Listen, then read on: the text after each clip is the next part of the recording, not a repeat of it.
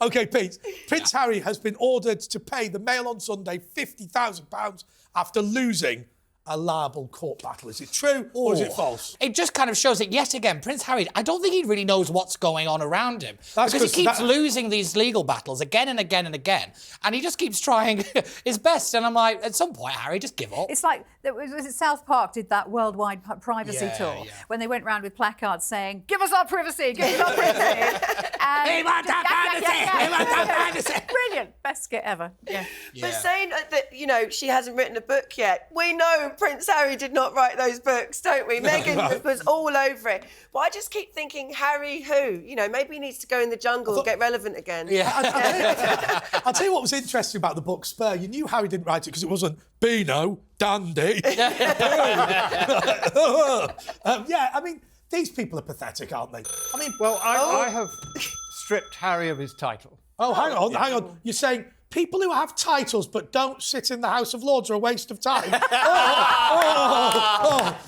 I say, I have stripped Harry of his title. He's no longer Prince anything. And he is, of course, hereditary. He doesn't sit in the House of Lords.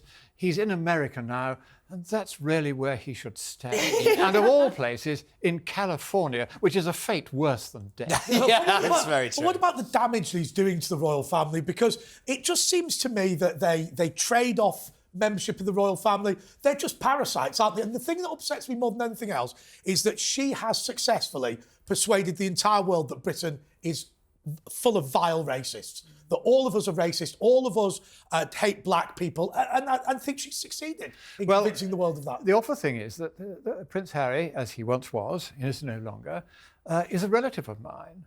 For I was the late Queen's seventh cousin, twice removed. And one day, somebody told the Queen that. And she said, oh, really? Well, kindly have him removed a third time. And I think that is really the answer for Prince Harry. He has removed himself. I've got to be honest with you, Lord Monckton. When you said you were a relative of the Queen, I was expecting more than seventh cousin twice. I mean, you know... the College of Arms actually worked this out. I am 18 millionth in line to the throne. You are in the presence of royalty. And I shall henceforth expect due deference. Well, good luck with that. Okay. So I'll tell you what, we don't know the answer to the question now, do we? Because on the question it says £50,000. Yeah. You say it was 48. I'll tell you what, has he lost to the Mail on Sunday on this small part of the wider libel case? Is it true or is it false? It's true. It's absolutely true. Yay! I'm going to applaud that. Suzanne. Yes. Nigel Farage is considering making a new television show called I'm a Failed Asylum Seeker, but you can't get me out of here. True, or is it false? My gosh, if only this were true, because it would be the best show ever. It's false, obviously. But he did great, didn't he? Third. I actually thought he was going to win. I was voting for him every night. Nigel and I might have had our differences in the past, but every night Farage got all my 5 votes. Yeah, and my friend was telling me vote now because I wasn't able to watch it. But there you go, I was still voting. And yeah, he did a great job. And now, of course, there's a potential that he might go back into politics, talking about a tie-up with Boris. The ITV bosses swore at him, didn't they? And he's very upset about it. He's very upset. They had hoped it would destroy him. Yeah, they did. And they don't realise how tough he is. Yeah. Because I used to be the leader of UKIP in Scotland when he was leader of UKIP in England. And he was terrific because, you know, I could ring him up and say, right, we need you in Scotland to get a bit of publicity. Because the moment he arrived in Scotland, all the communists turned out and sort of protested and the BBC came and took Yorkshire as well. I remember being locked in a cafe with Nigel Farage. Were you there? No, I wasn't there, but I remember that happening. Anything south of Watford doesn't count. Let me say one thing. I had a friend of mine who went to see Margaret Thatcher once, and he was talking about the fact that there were protesters about her, even though she was retired. She said, are you telling me that by just being alive, I'm offending the rest? that is true for us. Absolutely. And the thing is, he's the nicest guy on God's earth and the most skillful politician. I mean, well, we won't go into that. We certainly will not. But that is not acceptable. We're not having that. Did anybody see the video thing that he did on Twitter about the I can't remember this guy's name from ITV, but he basically said you could Kevin Ligo, thank you very much. Right. And he basically said you could come at me, but the last person that did this was Dame Alison Rose, and she lost her job. I saw and that I this thought, do you know morning. what? That was a very clear, just try it. Yeah, go And do you on. know what? I actually really respect him for that, because I was like, these people had tried their best to, like you say, try to bring him down. They thought they could make his life a misery, but obviously, as we all know, Nigel, he's not one of those people that gives up, and I think he came across quite well. Hard before agreeing to do it. He turned it down before, and I saw him a few days before he went on. Yeah, and he said, you know, I'm still thinking about it. Do you know that dinner that we attended? The thing I said to him was... my dinner? Yeah, your dinner that we attended. I said to him, the most important thing is you can't be a coward, right? If you are incapable of sitting there and having creepy crawlies put all over you or whatever, then you can't do it. No. But he was completely confident that he'd be fine. Well, he was very tough because, you know, when he came to Scotland, he was always given a bad time. There would be violence, there would be people throwing things and shouting, and the police were very, very good, because I used to brief them and say, look, he's coming, and, you know, have a plan, because at some point they will mount an attack. Yes. And they were very discreet. They said, don't worry, we don't care what politics people have, they have the right to be heard, So and what the changed right to then? have the... When did that get horribly wrong? And they were really good, and so they would be round the corner. You couldn't see them, but then if there was the slightest trouble, there they would be. Has Nigel Farage created a new show called I'm a Failed Asylum Seeker, but you can't get me out of here? Is it true or is it false? It's sadly false. It's absolutely false! So, Bristol University has banned the national anthem from graduation ceremonies. Is it true or is it false? Since this is Bristol University, which is, of course, an oxymoron, a contradiction in terms, it's really a jumped-up polytechnic of the most unsatisfactory kind. And they went communist long ago. Yeah. And, of course, what they have said, because it's been all over the papers locally, because I live just 10 miles north of this ghastly institution. Tell us what you really think. And so everybody's sort of talking about it. Yes, they have decided that for the young snowflakes of today, listening to the anthem which expresses our pride in our neighbours as members of this country from wherever they may originally have come, this is something that the snowflakes simply can't abide. They're so damn wet, the young folk today. And here am I, sounding like an old fart. There's a good reason for that. It's because I am one. But the fact is that how extraordinary is it that an institution that lives off far too much taxpayers' money should dare to say that the nation's anthem that pays it all that taxpayers' money should not be played at the university. And so I think there's an answer to this. And it's high time we started to use it. And that is, it's time that we de-chartered these bogus universities who have simply become outlets of communism. Yeah. And let's call them what they are, which is nasty, woke, political havens for the extreme left. And let us say, if you want to play that kind of game, we're not paying anymore. Yeah, damn right. But the students are British, so they're self-loathing, because if you hate your own national anthem, then you hate yourself. Lois, what worries me about all of this is that these institutions don't want to hear debate anymore. They don't want to have learning anymore. And you are in a position where around the world there are all these universities that are campaigning against dictatorial governments, against press regulations, against all these things that do not make a free society.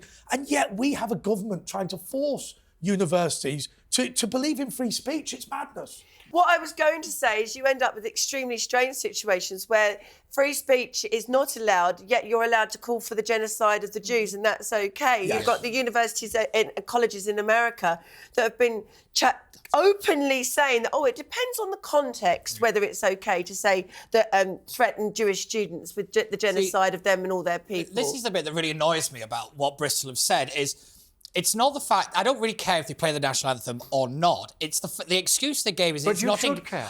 It's one of those things that all Russell Group universities, as a standard, they do play it, but it's the excuse that they gave that it's not inclusive enough. This is my annoyance with this actual story is apparently that our national anthem isn't inclusive. And I'm like, if you're British, offended, you're British. Yeah, exactly. And this is the thing that really just about it is always these spokespeople. I don't know if you noticed it. They wheel them out and they have these pre-scripted things that they read, and I'm like, which idiot wrote that?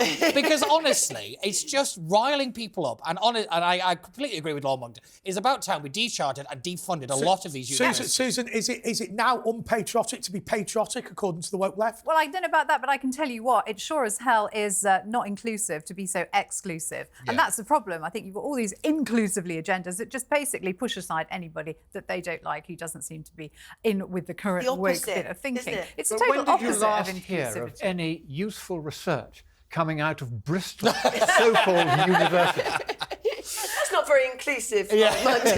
No, but it has the merit of truth. I think what we need to do is just very quickly just explore something.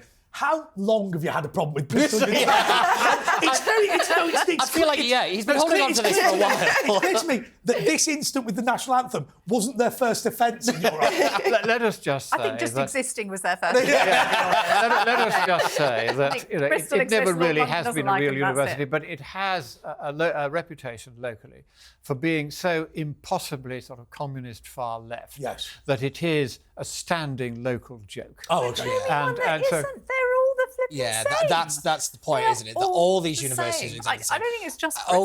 Over at Bristol. It is very... I mean, Ben Shapiro, who is probably the most articulate of that articulate race, the Jews, who goes around fighting the woke left on university campuses and attracting huge audiences.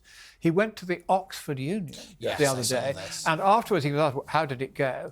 He said he had never faced so hostile and so communist an audience as he did at Oxford. So you're quite right, I'm afraid. Even Oxford, of course, Cambridge, where I was, is slightly different. It had people like Cambridge is rubbish, everyone knows. Everyone knows. But OK, I mean, look, we didn't know that you were an expert on Bristol. So it is slightly unfair to ask you this question, but let's proceed with it anyway. Has Bristol University banned the national anthem? I'm afraid it has. Yes, it's just we're all furious locally. It's absolutely true.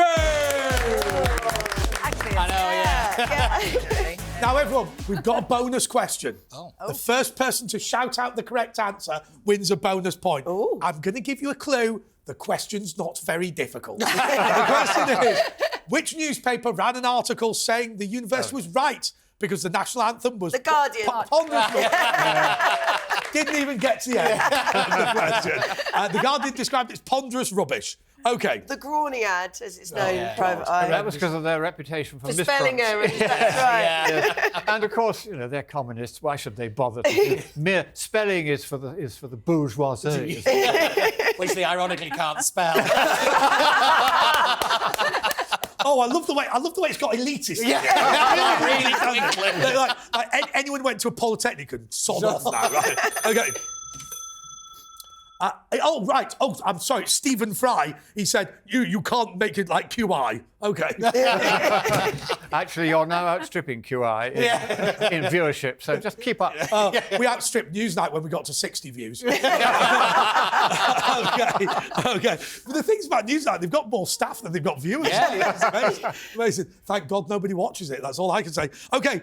The Football Association has been urged by 70 MPs to ban transgendered players from women's football. Is it true or is it false, Lois? Well, I hope that it's true, because having men in female sport is just absolutely ridiculous. I think I've told this story before, but the lady that did my physio on my nan, she actually was a female rugby player, and she was involved in a game where a man who decided he was a woman as an adult was involved in the game, and they got seriously injured. A couple of the ladies got very seriously injured. It's dangerous. I'm really hoping this is false, because only 70? Yeah. So 580 MPs support the basic slaughter of women on the football pitch. Is that what we're saying here? I'll tell you what. I watched the BBC the other day. I've told this story on the telly before, but it makes me laugh. This lady came on and said, The wig. Yeah, I'm not going to tell you that story. But, That's legal. No, I'm going to tell you the story. The story was the lady went, I know having a penis doesn't make me any less of a woman. it must a bit like. No, but it's really interesting, Loris, that you bring up that particular story, because that's how this actually got going. So it all stems from a man who thought he was a woman, playing in a female competitive football game, kicked a ball so hard it shattered this poor woman's knee. Oh, wow. And she can't play anymore, and it's affected her off the field as well. The team kind of refused to play against this other team again, and along with 4 other teams said, well, as long as this person is playing, we don't feel safe. And it turns out now that this transgender player can sue the league for discrimination. So it turns out that the trans player could actually make some money out of this. It's absolutely insane. I mean, what does that say, Suzanne, about this country? It says it's gone to hell in a handcart. It does. I mean, it's really worrying, because I just feel like this woman's had her leg smashed to bits. Yeah. She can't play. She wants to get in. Women's football's developing. We think it's a good thing that's developing. Yeah. And now, a load of ropey old blokes are going to take over. Disgusting. I can't bear it. I'm going to cry. It's well, you see, no, seriously, it is. Also, it's terrible. for the sake of balance, Mr. Chair. Premise of society. I'll tell you what we should do. Me, Pete, and the Monckton. We should form a women's football team and specifically play against any team that has one of these fellas in it. Let's go for some slides. The Football Association has been urged by MPs to ban transgendered players. Yes, and I agree with Suzanne that it's terrible that it's only 70 MPs that said, but yes, true. It's absolutely true! As you know, we've given a job to a lazy and incompetent young person that we call the woke wabbit. And he regularly turns up late, but this time he's not turned up at all, claiming he's got food poisoning, which is interesting, because he was posting from Liquid Nightclub this morning. And so we believe the woke wabbit was the sort of food poisoning you get from a kebab at 5 a.m. But OK, so that means it falls to me to give the scores. And, of course, we've got to give the scores to the lady that got the bonus question right. It's Lois! That was The Woke That Was continues after the break. Welcome back to That Was The Woke That Was. OK, so to Pete. Yes. Criminal gangs are offering festive seasonal discounts to illegal migrants trying to sneak into Britain. Yeah. Is that true or is it false? Oh, sadly, I've seen this, and sadly, it's true. Apparently, one's offering a 40% discount. These kind of people smugglers are advertising on things like TikTok and Instagram and all over social media, and they're basically taking advantage of the absolute chaos and the fact we don't have border security anymore, and they're offering, I think it's like £5,000, I think, was one that I saw an advert for. But my biggest question is, what's the government doing to kind of limit these advertisements? Obviously, we could talk about all the Rwanda chaos and all the rest of it, but this is a really specific thing that the government can put massive pressure on these social media companies to stop, and they just seem to be completely absent, because whilst we're focusing on the boats, one thing that became obvious in this story was it's still people smuggling in lorries and in aeroplanes as well. I think one... And sofas. And so... Well, DFS sofas. But no, it is one of those things that we're hyper-focused on one bit, when actually we need all kinds of reforms on this issue. By the way, I'm going to ban discussion of Rwanda from this studio, and I'll tell you the reason, Suzanne. It's because I just don't believe it's an important issue. You do not secure your border by deporting people after letting them in, surely. Yeah. Well, we shouldn't let them in the first place. That's the issue, isn't it? It's quite funny, actually. I think that when I was writing the UKIP manifesto in 2015, somebody wrote to me and said we should actually send all our prisoners to North Korea. And it struck me, I wrote back and I said, this is ridiculous, so many difficult ways that you can't do this possibly, X, Y, Z. And here we are now trying to send illegal immigrants to Rwanda. I mean, what's the difference, really? I think. Oh, sorry, I'm not allowed to mention Rwanda. Yeah. It's not so much that you can't mention it. It's just that I just feel that this whole debate this week about do Rwanda, does it work, is irrelevant. You're quite right. I asked Tony Abbott how he migration. dealt with this when he was Prime Minister of Australia, because I used to advise him on climate change. Yep. He dealt with the immigration crisis there. They were coming down from Indonesia in small boats. He sent the Navy out. They would stop the small boats. They'd take all the folk off.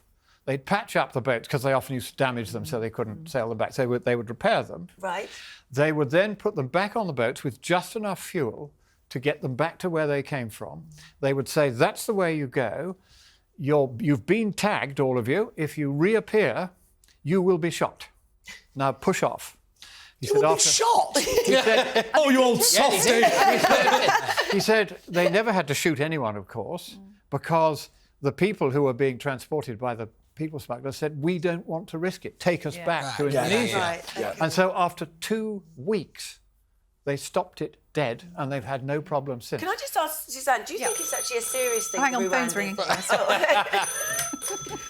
Well, I know he told us that story last time, but what do you want me to do? He's been on the sherry at lunchtime, hasn't he?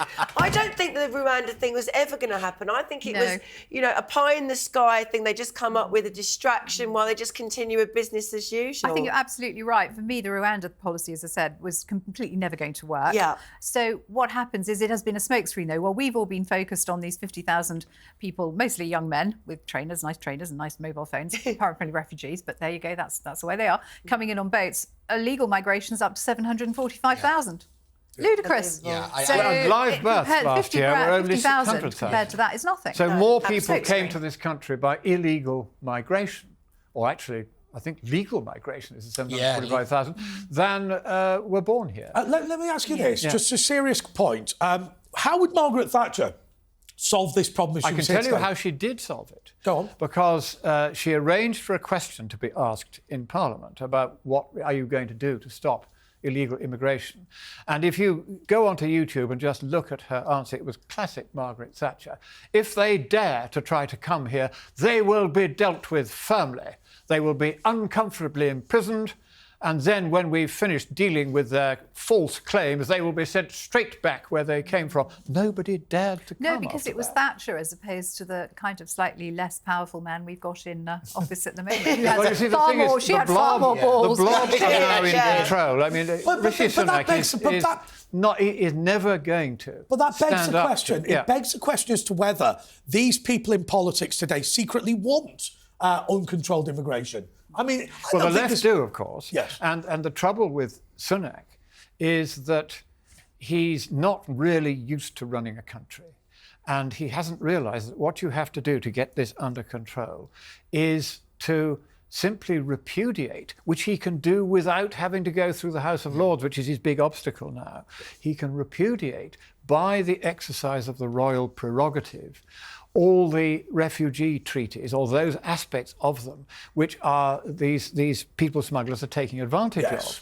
And if you do that, you can do it tomorrow. But isn't it... And then there's nothing the European Court or anybody else can do about it. You can then send them straight back where they came from, and nobody can stop you. But isn't it true that without the migration, we wouldn't be able to pay out the pensions, because the Home Office try and restrict immigration, and then the Treasury says, no, we need the numbers, because otherwise we won't be able to pay out all of the pensions to all the elderly people, because all of the money that's been paid has been spent. That's not right. The real reason why a lot of people in the bureaucratic class think that allowing unlimited immigration is a good idea, they haven't thought this through, is that you can't get Labour to pick the fruit and that kind of thing in the harvest season, because no British person actually wants to roll up his sleeves and do any work anymore, because they've got so used to just sitting on the dole while all the foreigners do the work. I mean, it is actually a racist policy that they're following. The other thing about let all the foreigners do the work, and we'll just sit back and live on off our benefits.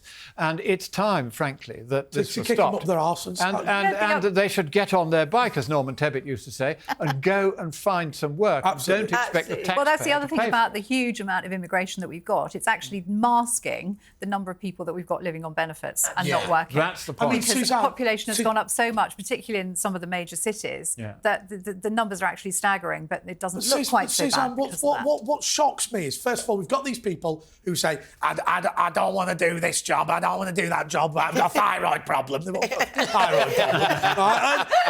And you think to yourself, we are paying you benefits to not work, and then we are importing people to do the job that you're not going to do. And of course, within work benefits and them being relatively young, needing housing and education for their children, which cost us, I mean, the fruit might cost 10 quid to pick an hour and 40 quid now for me to pay the benefits to these people. Absolutely. Like I said, hell, handcart. That's where we are right now. It's absolutely lunatic. Yeah, and we it's got to need, change. just for the last 2 years' worth of net immigration, we need an extra 500 million houses and 10 hospitals. 500,000 houses, I'm sorry. I get my millions mixed up. And 10 hospitals. And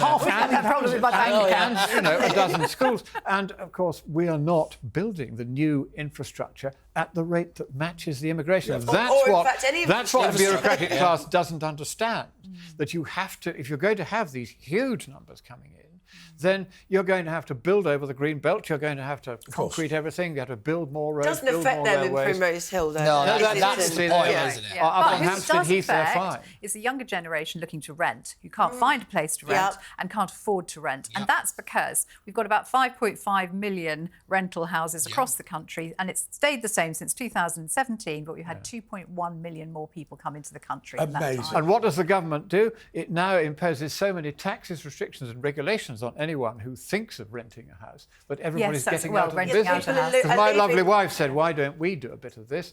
And I said, I don't advise it, because this government is so much a creature of the blob that they will just pass new regulations, and they did so virtually the next month. Okay, so have criminal gangs been offering festive discounts to come to the UK? Is it true or is it false? They have, it's true. It's absolutely true! OK, the BBC has announced a new diversity czar will be the former leader of Hamas. Is it true? Or is it false? Come on, Suzanne. Sorry, now just let me clarify. Is that the Hamas the nice people or Hamas the terrorist? Oh, well, they can't call him that. Depends what channel you're watching. I don't think the BBC likes to call them terrorists, does it? No, they are freedom fighters who are designated terrorists in the UK. That's the phrase I was looking for, Andre. Thank you very much. So, the BBC, where do you start with the BBC on Hamas? You know, the most appalling atrocities that I can remember in my lifetime, really, on a single day. More people killed at any time than since the Holocaust. And the BBC won't call them what they are. So... And what can I ask you about Gary Lineker? Seriously. Once again, he's been tweeting. He's in trouble again for what he's said. I mean, the man, first of all, clearly... You know, he's not the sharpest tool in the box, let's be honest. No. And, he called me stupid once, which I thought was a bit rich, really. Yeah, well, that's right, because I mean, he's got 2 O levels to rub together. Oh, no, he hasn't. He's like the cream of the aristocracy. I have some sympathy for him. Rich and thick. But the reality is with him, he constantly treats us to his poorly thought through and badly educated opinions, and then shouts at everybody else for being idiots for not understanding him. Yeah, this is what he does, isn't it? He's just like any woke cause, he's there. But I saw somebody saying on Twitter, or is it X now? Whatever it is, you know the thing. It's X. saying today, you know, how much is he worth? He's worth about 50 million. If he really wanted to, he could buy up or build some houses to house all these refugees. But he doesn't. Funny that. It's because he does. I personally believe they don't care, Lois. I think that what you do is you dispense with the difficult bit by gobbing off a little bit. You know, you see these young people who are going on about climate change. they're all going to work for investment banks and all that. They're not bothered. It's just get out of the way as a public statement, and then you can forget about it for the rest of your life. No, that's completely true. Although I think sometimes these young people don't realise that what they are actually marching for is that there won't actually be any normal jobs in offices in the future, that everyone is supposed to be sitting at home looking at screens and all of the work is done abroad or whatever, and everyone's universal basic income. Just one problem with that, there won't be any electricity for the screen. Yeah, that's true. But can I just say, shut down all the decent coal-fired power stations. Absolutely. But can I just say, I'm very surprised about this guy going to work for the BBC, because I thought he was employed full-time at Sky. Yeah, I'm going to say. That's the thing. We sit here, we criticise the BBC for the standards of journalism over the entirety of the Guardian company, but totally Sky has been downhill. absolutely Well, it's not abhorrent. Murdoch-owned now. Yeah, that's true. You can definitely tell. Do we think that these people genuinely believe that the genocide by Hamas was a good thing, or are they just afraid? They're not afraid. I'm afraid they believe I'm not sure, really. That's the trouble. They're so far to the communist left now, the BBC. It's a joke. The BBC, has it announced that its new diversity czar is the head of Hamas? No. It's I think I've heard. absolutely false! That was The Woke That Was continues after the break. Welcome back to That Was The Woke That Was. The former footballer, Joe Barton, says woke women commentators should be banned from male football matches. Is it true or is it false? My son's 20, and he said that why do they have a female footballer who's probably been playing for 5 years, has never played at the level that she's commentating on? Why is she there commentating on these games? But she doesn't have the knowledge, and she's only there because they have to have a woman. Sometimes they have more than one woman, and it's like Top Gear.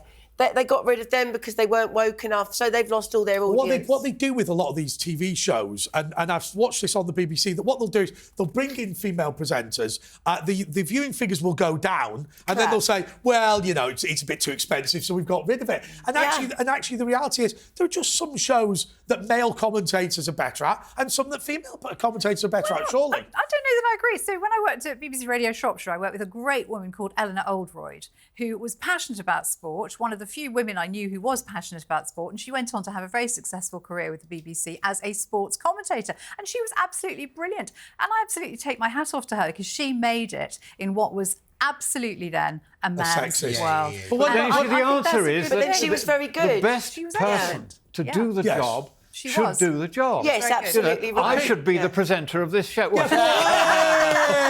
So everybody went mental on Twitter over this, but if you listen to what he actually said, I don't think he's wrong, where he's basically argued that these female commentators aren't playing the same game.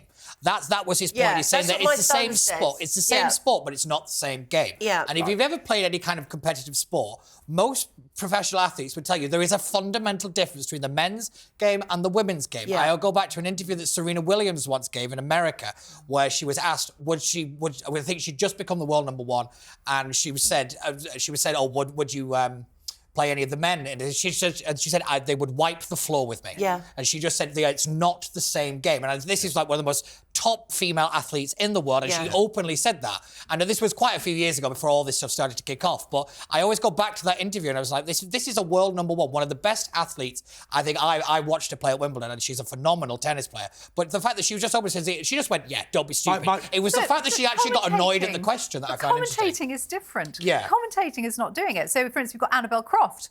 Great tennis player, commentates on the men's game. She's brilliant. What's not to like? Well, I think the Joey Barton's point is that you can't really kind of appreciate the level and the pressure that comes from the men's game, that comes from the women's game. It's That's also kind about of the audience. it was kind of a sloppy point that he's made, but there is a broader point to it. Look, I want to make 2 points. Number one, of course, we commentate on politics, but we're not members of the House of Commons. You're not a member of the House of Lords. And I am. It says so on my letters. But my favourite thing ever is when you watch the darts, they go, look at these fantastic athletes. Fantastic. But they used to be able to smoke and drink, didn't they? As well as play darts. I watched darts. Is not a sport. Yes, it is. No, I'm sorry. I'm sorry, don't say that. If javelin's a sport, then I put darts. No, Mini javelin. Do you know what I wanted? In London 2012, the sport I wanted to put in, because every Olympics, the host can put in a couple of sports. I thought the best one was that weird thing where they take the gun to bits and run round Edinburgh. Do you remember that? on Sunday night once a year, didn't it? Take the guns to bits I rather hope that they'd get Morris dancing in. Oh, well, that used to be in it, didn't it? But the one I think they're bringing in for the Olympics this time is breakdancing. Yes. I'm pretty sure I've read that. Don't fact check me on it, but I'm pretty sure I've read that. I met a guy once who was who'd been a swimmer and he'd got a Commonwealth Games medal. He hadn't won one in the Olympics, but he said, you know, the thing that always worries me about sports, he said, you know, if you look at the best runner in the world or the best swimmer in the world, that is two things, isn't it? It's somebody who both has the natural talent and has actually tried it out. So they've discovered they've got natural talent. He said, so, you know, if the person's good at running or swimming, you imagine they're going to be the best in the world. Dressage. There's probably about 2,500 people in the world reaching it. So are they brilliant at it? Or are they the best of the 2,000 people rich enough to do it? There is nothing like the ability of usually a lass and a horse to work together. Yeah. It's a most extraordinary rapport. It's dancing horses. No. Who doesn't love dancing horses? No, I mean, there's a lot of skill to it. There's a lot of skill to it. I mean, I was on a dude ranch in New Mexico. A dude ranch. Oh, what's that? None of the Americans knew how to make a horse go backwards. Oh, really? So we were all stuck until I said, look, I'm going to have to take over. You saved the day, Lord Monckton. And tell you how to make a horse go backwards. And what you do I know what you is do. you Pull the reins and pull very gently on the reins, squeeze very gently with your legs, and the horse will go not gently if and you want it to go did. back They all fast. did the same. I'm sorry. No, I'm And sorry. all the horses went backwards. So there is a lot of skill to this. Sorry, no, I've got... And the fact that you've never ridden a horse because it would defy gravity. Right, come on, show me how to make the horse go backwards. Come on, let's do it. Oh my God. So what you do is you're on here, you pull backward on the reins, Reminds me of and you boarding squeeze, school. and there you go. It reminds Lord Monckton of boarding school. Now, I think we're both going to be in terrible trouble with the censors, so off you go. I'm sorry about this. I haven't had that much fun in years. Okay. But there, stop. there, sir, is a sportsman. Good man. I've been ridden round by a lord. Shall we not give him a round of applause? Come on. Thank you. Okay, I don't know where I'm up to. Joey Barton said that woke women should no longer commentate on football. Is it true or is it false? True. Nobody cares. No, it's true. It's absolutely true. Oh God. A new poll shows that 89% of red wall voters want to send all British politicians to Rwanda. Is it true? Or is it false? Well, I think the problem with the red wall voters is that they thought that they were voting Tory to get Boris, to get Brexit and everything, and actually they got the globalist Rishi Sunak and Jeremy Hunt, who literally nobody wanted. They got like the gruesome twosome. So yeah, I can imagine they would probably want to send all politicians away. But they love Lee Anderson, don't they? Is it all over in the red wall for the Conservatives? I know we've asked you before, but I just think it's got to be, hasn't it? I think it is, but my biggest annoyance is so many red wall voters. Obviously, I'm from a red wall seat, and they one of the major reasons they continue to vote Labour is obviously the historical connections between the mining towns and all the rest of it. But the number of Labour MPs that used to come from these seats, they only visit like once every 3 or 4 months, write one little poxy article in the local newspaper, and then tail it back down to London via every TV studio and radio station, so they're trying to up their own profile. Yeah. And that was my biggest problem with all of this. There was a lot of laziness. It's so much laziness, and they basically just take advantage of these seats because for a long time, and even now, they are saying, and that's my biggest problem with all of this. And I completely get the frustrations of all these kind of voters because Keir Starmer doesn't want anything to do with them. You know, he's part of the kind of Islington Walkerati nonsense. Right. You know, he doesn't understand a red wall voter. I think the only working class person he's met is the guy that came to fix his toilet one time. Suzanne, can we get a realignment in politics, or are the major political party brands going to stay? Because, so much has happened so far and they still seem to have survived. Well, I think that depends on two things. I think it depends on whether or not the Conservative Party is going to split. Frankly, I think it should, because you've just got such a division now between the left and the right and the centre of the party, really. I agree. Is Nigel Farage going to get involved in the Conservative Party? Oh, I hope so. There are rumours. Who knows? He's been talking about it for a very He's long time. strongly tempted to come but it's back, possible. but he has one problem with it. I talked to him about it the other day. Rishi Sunak. No, his problem with getting back is he now thinks that the press and the media generally have been so completely captured by the far left that he would no longer get any coverage at all. Oh, he would. They would cancel him more or less completely. And he just doesn't think it's any longer doable.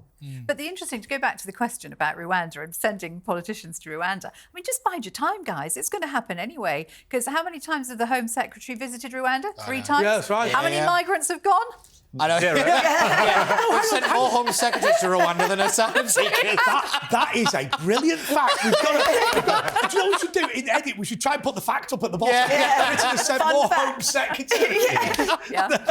Then we have people... You keep a running total every week. Number of visits by Home Secretaries to Rwanda, number of migrants deported. There is the simplest answer to this. Is frankly that is it one short? of the of course it is. All my answers are short and elegant as well.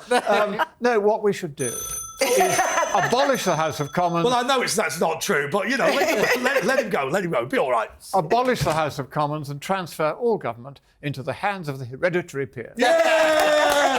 Hey, it's hard to know why those debates went on so long. OK, so half 89% of Red Wall voters said they want to send all British politicians to Rwanda. It's my question. Is it true or is it false? It should be true, but it is false. I know it's false. It's actually 99%. Sorry, just a point of order here. Has anyone actually done the survey and asked them?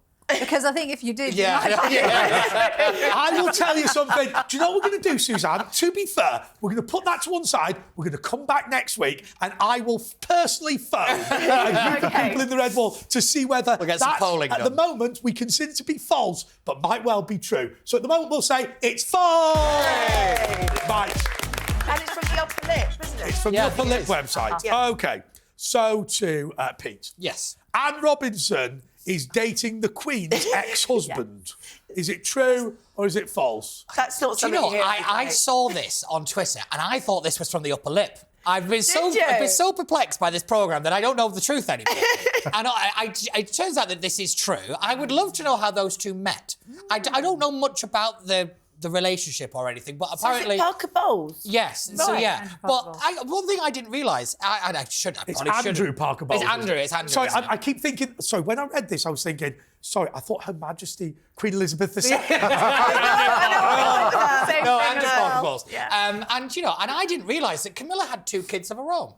Yes, she does. What? I didn't know this. Yeah, I did. Did you? I didn't know this. Why do we never Everybody hear knows. anything? Sorry, Pete, Tom Parker Bowles. Yeah, I just for some reason I hadn't put this. Right, I'll tell you what the family great news together. is. The great news is, for once, Pete didn't I know didn't the know answer.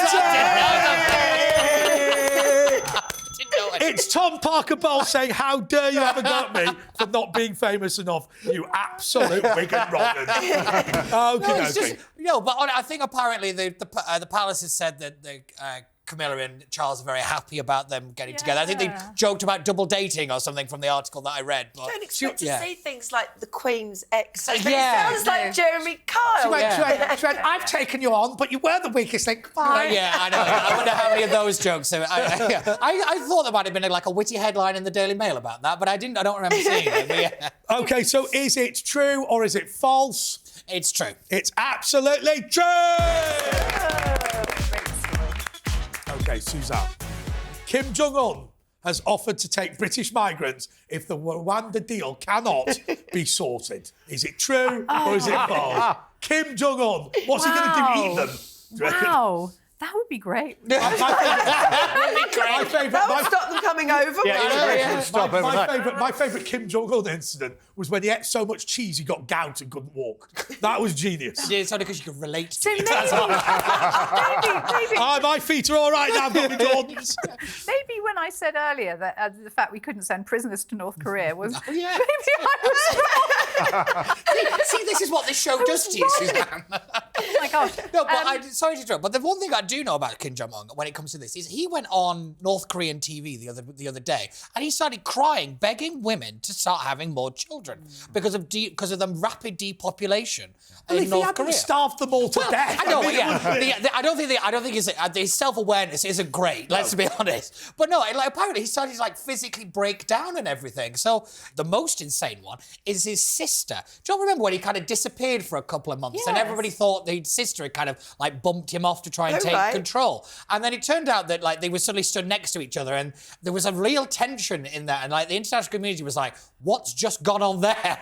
Because she is mental, she's terrifying. But they're all mental. Yeah, but no, she's extra mental. At least I hope they're mental. It's very anyway, worrying. the Kim dynasty, bunch of wrong-uns. Anyway, has Kim Jong-un offered to take British migrants if the Rwanda deal can't be fixed? Is it true or is it false? I think I'm afraid it's false. It's absolutely false!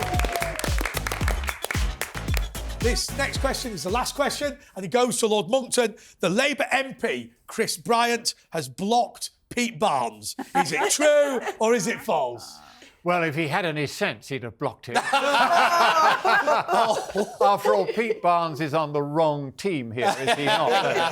And so not only have Lois and I blocked him, but so has that MP. Why? So why did it happen? Okay, so basically, I was watching the underpants. No. I was watching Kemi Badenoch, and it was the transgender debate that was happening in Parliament. And Chris Bryant stood up and he said, "I feel unsafe in this debate." And I was like, "Yeah, that's basically what he stood up." A member of Parliament who earns so much money, and he said absolute wrong, and I can't stand the man. Everything wrong in modern politics is Chris Bryant. And I just happened to tweet, it makes me feel ashamed. And I was like, I just think he's a narcissist and just a terrible person. And he tweeted back saying, "It's people like you that make me feel less safe." And Why didn't he feel safe? I don't understand. So basically, they were talking about trans rights and LGBT rights and but trans he's not kids. Trans, is he? No, but he's one of their. He's on that side, isn't he? Right. So yeah.